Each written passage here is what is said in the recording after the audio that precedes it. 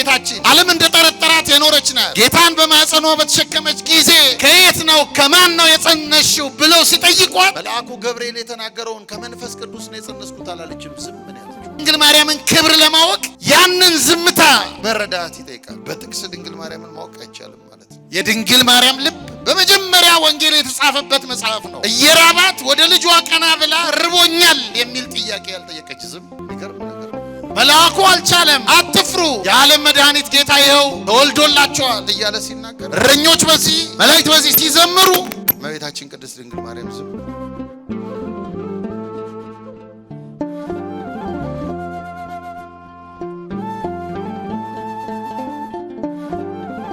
ሐዋርያው ቅዱስ ጳውሎስ እንኳን በጣም ይገርማው ተጋድሎን ጽፎልናል። ወንጌል በመስበክ ሂደት ውስጥ የገጠመውን ነግሮናል። ያስተናገደውን መከራ ነግሮናል። መርከብ ተሰብሮበት በባህር ውስጥ 3 ቀን 3 ሌሊት በረሃብ በጥም እንደነበረ ነግሮናል። ሊነግረንም ይገባል። ክርስቲያኖች ያንን ሕይወት መስለን መኖር እንድንችል። ድንግል ማርያም ግን ምንም አልነገረችንም። ይገርማችኋል። ምንም። እንዴት ያለ ጸጋ ነው!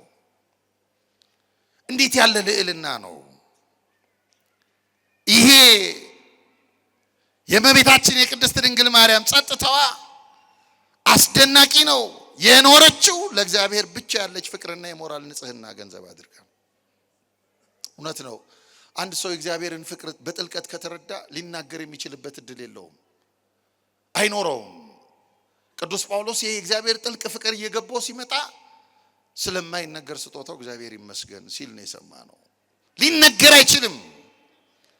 ይሄንን ጥልቅ ፍቅር ነው ያጣጣመችው እመቤታችን። በማጣጣም ነው የኖረችው ዝም ብላ።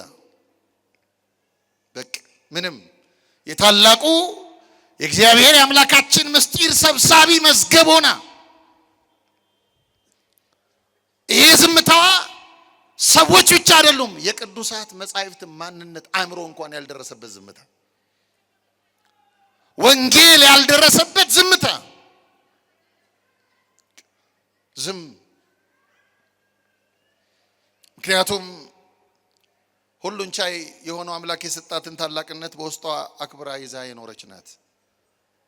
ወዳጆቼ እኛ አሁን ኃጢአታችንን መግለጥ አንወድም፣ ጻድቅ መባል እንፈልጋለን። ኃጥእ ሆነን የወደቅን ሆነን ሌሎችን መጣል እንፈልጋለን።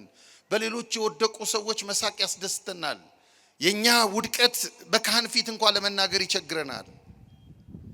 እመቤታችን ቅድስት ድንግል ማርያም ክብሯን ለመናገር ያልወደደች ዝም ዝም፣ በየዋህነት በትህትና በጸጥታ መንፈስ ተሞልታ ስለ ክርስቶስ መድኃኒትነት የተነገሩትን ታሪኮችና ትንቢቶች ብቻ እያስተዋለች የኖረች፣ በመደነቅ በምድራዊ ሕይወቷ ይሄንን ብቻ በማሰብ የኖረች፣ በማሰብ በልቧ እያሰለሰለች በፍርሃት የኖረች። ለዚህ ነው በዚህ በሉቃስ ወንጌል ምዕራፍ 2 ቁጥር 19 ላይ ማርያም ግን ይህን ነገር ሁሉ በልቧ ተጠብቀው ነበር ይላል። ወተወዲ ወስተለ በልቧ። የሚገርም ነው። የድንግል ማርያም ልብ በመጀመሪያ ወንጌል የተጻፈበት መጽሐፍ ነው። በመጀመሪያ ሁልጊዜ ግን እመቤታችን ዓለም እንደጠረጠራት የኖረች ናት። ጌታን በማኅፀኗ በተሸከመች ጊዜ ከየት ነው ከማን ነው የጸነሽው ብለው ሲጠይቋት መልአኩ ገብርኤል የተናገረውን ከመንፈስ ቅዱስ ነው የጸነስኩት አላለችም። ዝም ምን ያለችው ማየ ዘለፋ እስኪያጠጧት ድረስ ዝም። እኛ እኮ ወድቀን በመካድ እንታወቃለን ወዳጆቼ። መልአክ የነገራትን ለምን? አንደኛ የሷ የጸጋ ደረጃ ነው፣ ክብሯን መግለጥ አትወድም። ሁለተኛ ደግሞ ብትነግራቸውም አይሸከሙትም። ይህንን ከመንፈስ ቅዱስ በድንግልና መጸነስ ለመሸከም ታላቅ እምነት ይጠይቃል። እንግዳ ነገር ነው እና በጥርጥር ማዕበል የሚናወጥ በባርነት አእምሮ የተያዘ ሰውነት ሊያስተናግደው ሊሸከመው የማይችለው ጉዳይ ስለሆነ ልክ ነውር እንደሰራች ቆጥረው ማይዘለፋ ሲያጠጧት አሜን ብላ ነው የጠጣችው። ዝም ብላ ታውቃለች። ወንድ ወደሷ ህይወት እንዳልመጣ ታውቃለች። ለመላኩም ነግረዋለች። የህሊና ድንግልናዋ ሳይቀር የተጠበቀ እንደሆነ ነግረዋለች። ታውቃለች። ግን ተጠርጥራ ስትቆም ዝም ነው ያለችው። አስደናቂ ነው። ምን ያክል የእግዚአብሔርን ጥበብ ለመደበቅ የተገደደች እናት እንደሆነች ተመልከቱ። እመቤታችን ቅድስት ድንግል ማርያም ከዓለም እንደተለየች በቤተ መቅደስ እንዳደገች አካሏ ብቻ ሳይሆን በሐሳቦቿም በስሜቷም ሁሉም ብቻዋን በራሷ ውስጥ አተኩራ ሳታቋርጥ እየጸለየች የኖረች ናት። ሳታቋርጥ ለልጇ ህይወት በመፍራት እየተሰቃየች የኖረች ናት። አትናገርም። ስቃዩን በውስጧ የምታስተናግድ ናት።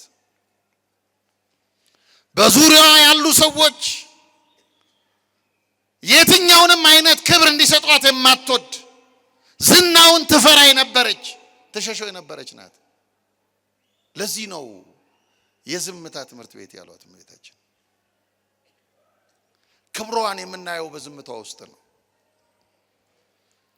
ልዕልናዋን የምናየው በዝምታዋ ውስጥ ነው።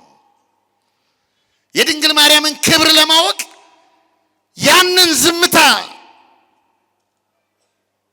መረዳት ይጠይቃል። በጥቅስ ድንግል ማርያምን ማወቅ አይቻልም ማለት ነው። አይቻልም።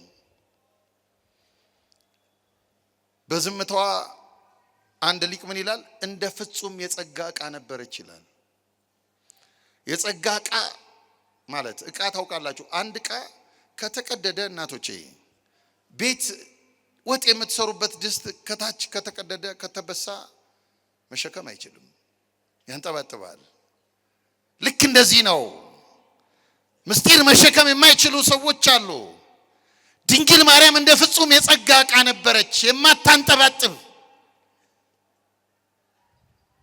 ጌታችን ሁለት ጊዜ ለሐዋርያት ማንነቱን ገልጦላቸዋል። በተለየ መንገድ በፊልጶስ ቂሳሪያ አንደኛ፣ ሁለተኛ በደብረ ታቦር።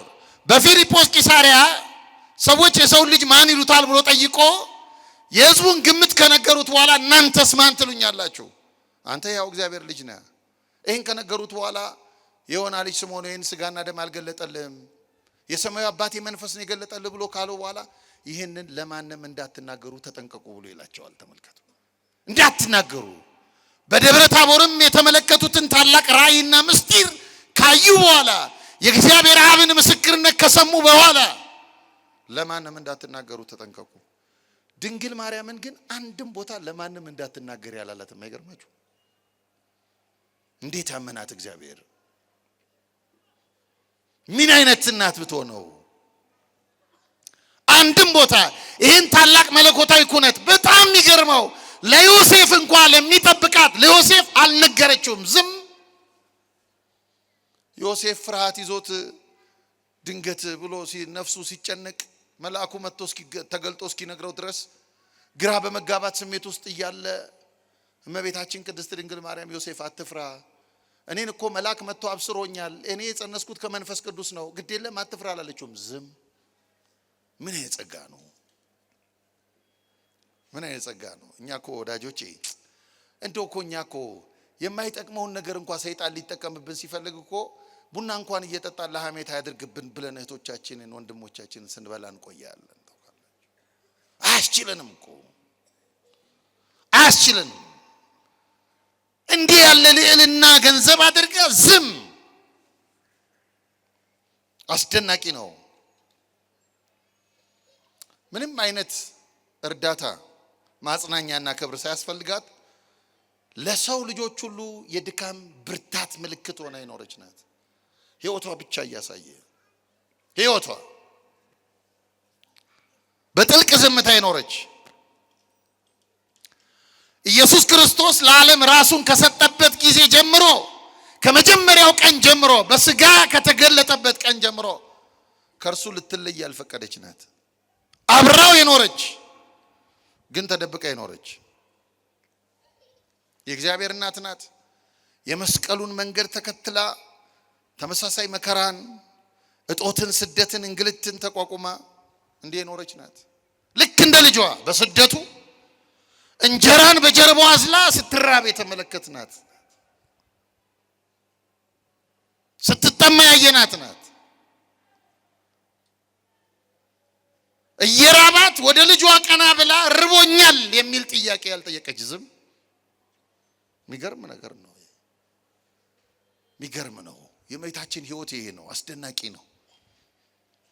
ለዚህ ነው የዝምታ ትምህርት ቤት ናት። የሕይወት ትምህርት ቤት።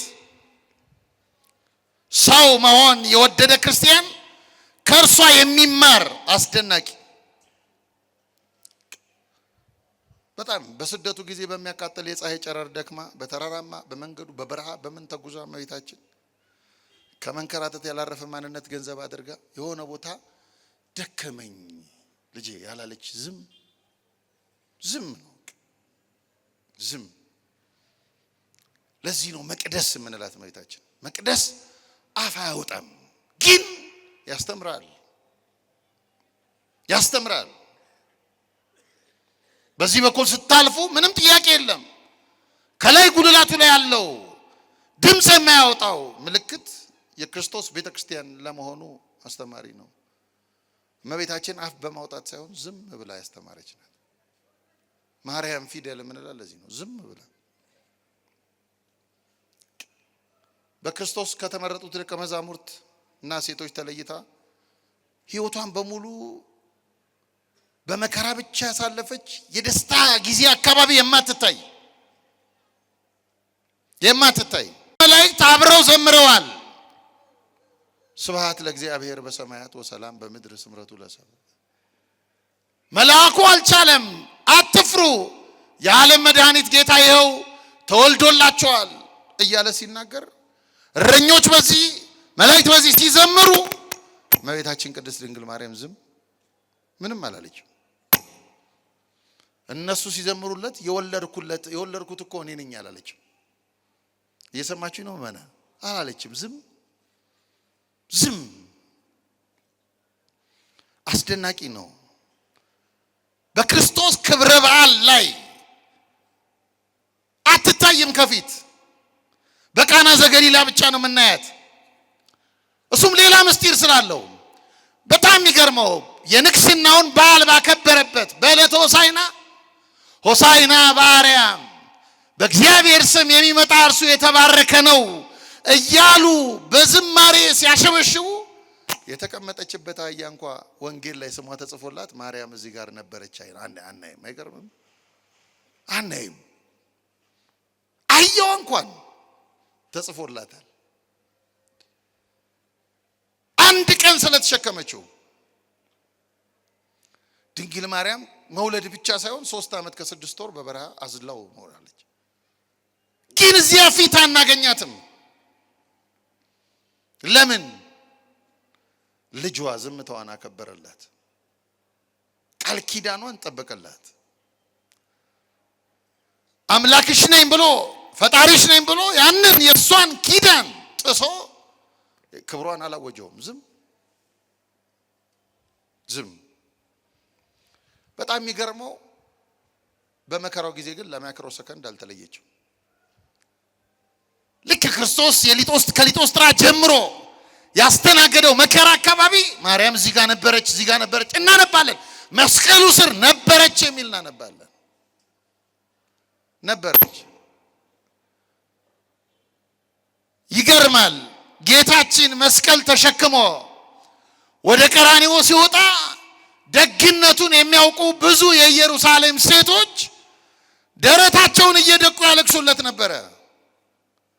እሷ እናቱ ናት። እሺ ደረት እየመቱ የሚያለቅሱ ሴቶችን ከደግነቱ የተነሳ አዝነው ደረት እየደቁ የሚያለቅሱ ሴቶችን እየተመለከተች አንድ እናት ምን ልታደርግ ትችላለች? እናቶች ምንድነው የምታደርገው? አብራኮ ደረት ነው አይደል የምትመታው? አብራኮ ነበር አይደል ዘለው እንዲህ የለም። የሚገርመው ደስታ ብቻ አይደለም፣ ጥልቅ ሐዘኗ ሳይቀር ዝምታዋን አልሰበረውም። ዝም አያችሁ መጽሐፍ ምን ይላል? አፉን የሚጠብቅ ነፍሱን ይጠብቃል ይላል። ሲቃሉም በሉት አፉን የሚጠብቅ በሉ እስቲ ነፍሱን ይጠብቃል። ምክንያቱም መናገር በጎ ነው። አፍ የተሰጠን እንድንናገርበት ነው። ግን አንዳንዴ ምላስ እኮ ከባድ ነው። ከቃሪያ ይፋጃል፣ ከሳት ይለበልባል እኮ አያችሁ። ለዚህ ነው ነብዩ ለበጎ እንኳን ቢሆን ዝም አልኩ እና ድንግል ማርያም ዝም ብላ ነው የኖረችው። ዝም ብላ ምንም አላለች።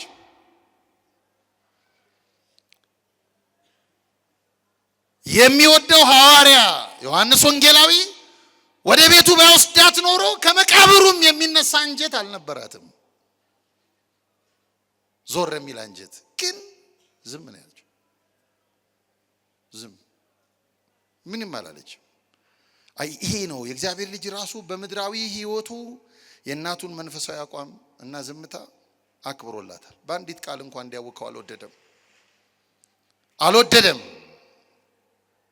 ይሄ እግዚአብሔርን ምስጢር ያላቋረጠ ማሰላሰል ማዳኑ እየደነቃት ለሰው ያደረገው ቤዛነት እየደነቃት እርሱን በማሰላሰል ብቻ የኖረች ምንም ማለት ያልፈለገች ምንም። ስለዚህ ይሄን የተቀደሰ ሕይወት ስርዓቷን ልጇ አከበረው፣ ጠበቀላት ኪዳኗን።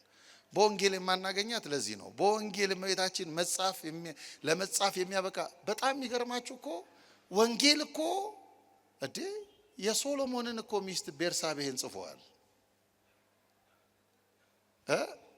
የድንግል ማርያምን እናት ሐናን አልጻፈም። ለምን? ዝም ነው ያለችው፣ አልገለጠችውም። ይሄን ለዚህ ነው የዝምታ ትምህርት ቤት ማለት እመቤታችን። ታዲያ ክርስቶስ ያከበረውን ይሄን ታላቅ ምስጢር ቅዱሳን ሐዋርያት እንዴት ላይጠብቁት ይችላሉ? የእርሱን መንገድ የሚከተሉ። ለዚህ ነው ቅዱስ ጳውሎስ እንኳን በገላትያ መልእክቱ ምዕራፍ 4 ቁጥር 4 ላይ የዘመኑ ፍጻሜ በደረሰ ጊዜ እግዚአብሔር ከሴት የተወለደ አንድ ልጁን ላከ ነው የሚለን። ማርያም ብሎ እንኳን አይጠራት። ከማርያም እንደተወለደ ጠፍቶት ነው ጳውሎስ አይደለም። አከበረው። ይሄን ጌታ ያከበረላትን ዝምታ አከበረው። ያልተገለጠ ክብር ነው። አይ በደጅ ጥናት የሚገኝ ክብር ነው። በደጅ ጥናት ቅዱስ ኤፍሬም ደጅ ጠንቶ ነው ወደሰን ያለችው። ጠንቶ ይገርማል። ዳሶ ሩቅ ሄዶ ነው። እመቤታችን ምንም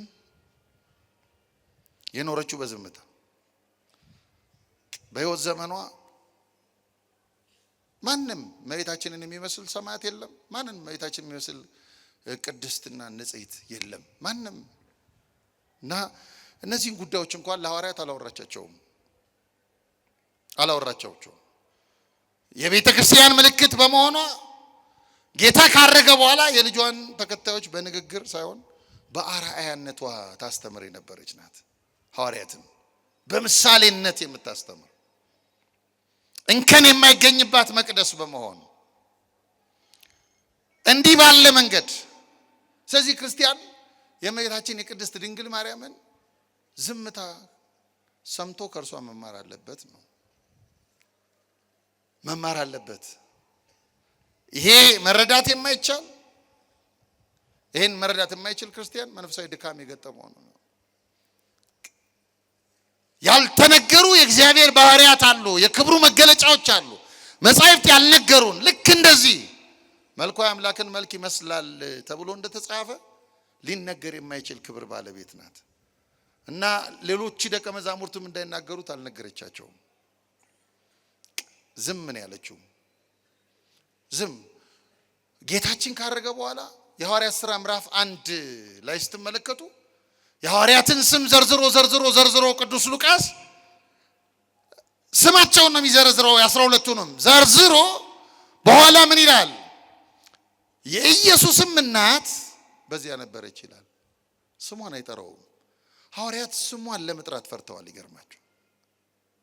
ከምን? ከጥልቅ ዝምታው የተነሳ ጌታችን ካረገ በኋላ በመጀመሪያዋ ቤተክርስቲያን ውስጥ እመቤታችን ቅድስት ድንግል ማርያም በሉ አምላካችሁ አድርጓል። አሁን ቀጥሎ በክብር እኮ ሁለተኛ ደረጃ ልቀመጥ የሚገባኝ እኔ ነኝ፣ የወንበሩ ወራሽ እኔ ነኝ፣ እናት ነኝ አላለችም።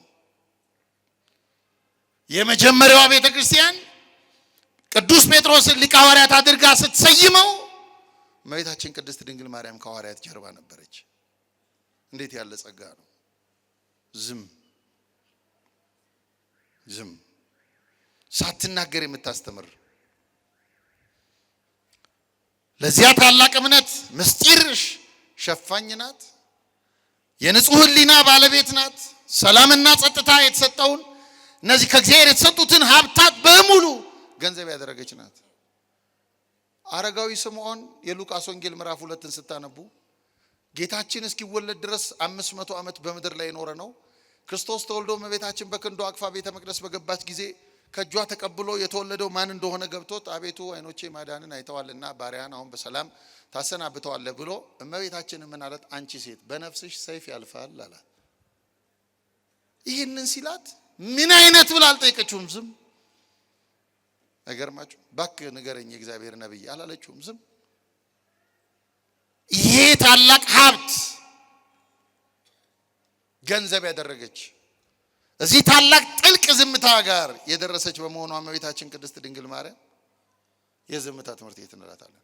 የቅዱሳት መጻሕፍትም በሰፊው እንደ ሌሎቹ ተርከውልን የማናገኘው የእመቤታችን የቅድስት ድንግል ማርያም ዝምታዋን አክብረው ነው። እና እሷ የመጀመሪያው የዝምታ ትምህርት ቤት ናት። በዚህ ዘመን ክርስቲያኖች ምላስ ዙፋን በያዘበት ዘመን ጩኸት፣ ስድብ፣ ነውር ከአንደበት እየወጣ አንቱ በሚያሰኝበት ዘመን እኛ ከድንግል ማርያም እንማር።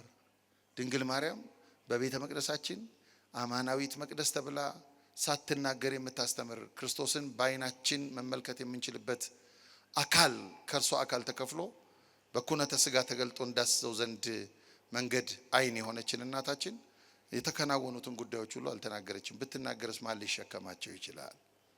ማንም ሊሸከማቸው ስለማይችል ይህን ታላቅ ምስጢር የሰማይ መዝገብ የመለኮት መዝገብ መሸከም የቻለች አማናዊት መቅደሳችን የዝምታ ትምህርት ቤታችን ናት። እኛ ኦርቶዶክሳውያን ድንግል ማርያምን እዚህ ጋር ተጽፏል አልተጻፈም ብለን የምንፈልጋት ሳይሆን ከጥልቅ ዝምታዋ ተምረን ከበረከቷ ከጸጋዋ ተካፍለን የምንኖር መንፈሳውያን ልጆቿ ነን። እግዚአብሔር አምላካችን ከድንግል ማርያም ጥልቅ ዝምታ እንድንማር ለበጎ እንኳ ቢሆን ዝም ማለት እንድንለምድ በማይገቡ ቦታዎች ለክርስቲያን የማይመጥን አንደበት ተከፍቶ ማንነታችን ተገልጦ ወድቀን እንዳንታይ የዝምታዋ ጸጋ ሁላችንን ከቦ እንዲኖር በጎና መልካም ፈቃዱ ይሆንልን።